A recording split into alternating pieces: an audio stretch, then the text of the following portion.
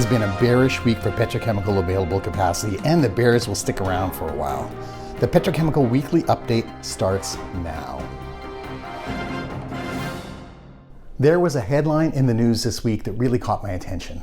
For those of you that know me, you know that I have an interest in plastic recycling, particularly pyrolysis.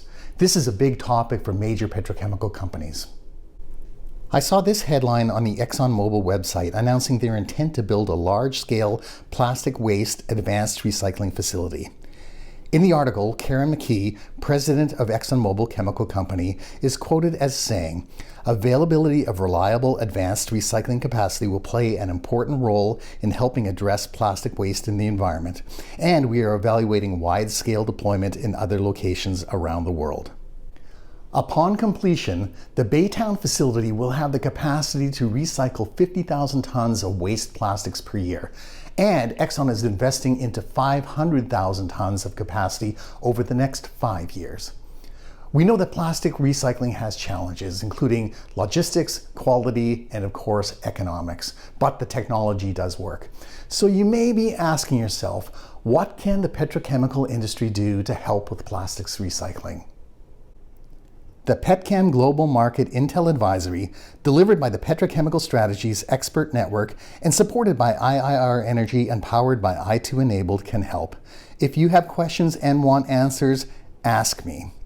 You can reach out to me directly through my website or to the IIR Energy team by email. Both addresses are shown on your screen. Let's take a look at the global capacity developments over the past week and what to expect by the end of this week.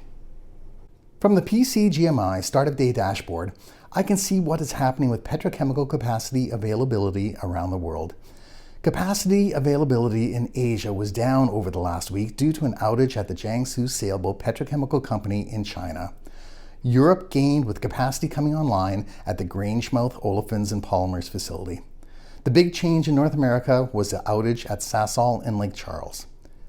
By the end of this week, we see available capacity going up in Europe with the restart of INEOS in Norway and going down in North America with the outage of Nova Chemicals in Geismar, Louisiana. Let's turn now to take a look at the headlines. Rising commodity prices are creating a more comfortable situation for U.S. oil and gas developers to expand, but many of their investors remain worried about the long-term health of the industry. The total U.S. rig count climbed for the 5th straight week to its highest level since April of 2020 and 98% above its level this time last year.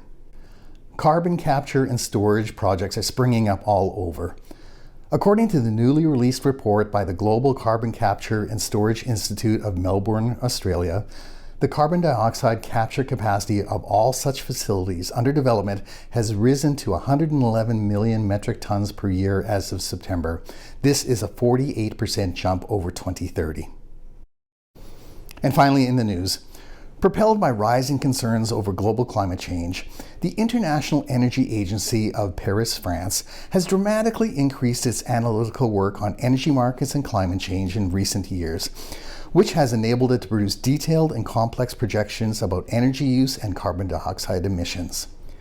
This year's version of its flagship publication, The World Energy Outlook, features thematic and title parallels to the Star Wars movie series. If the theme of last year's World Energy Outlook was the rise of the renewables, then the 2021 Outlook could be titled The Revenge of the Status Quo. Thank you so much for watching the Petrochemicals Weekly Update. If you saw something today that you have any questions about, just ask me. My name is Robert Sawchuk, and I will see you next time.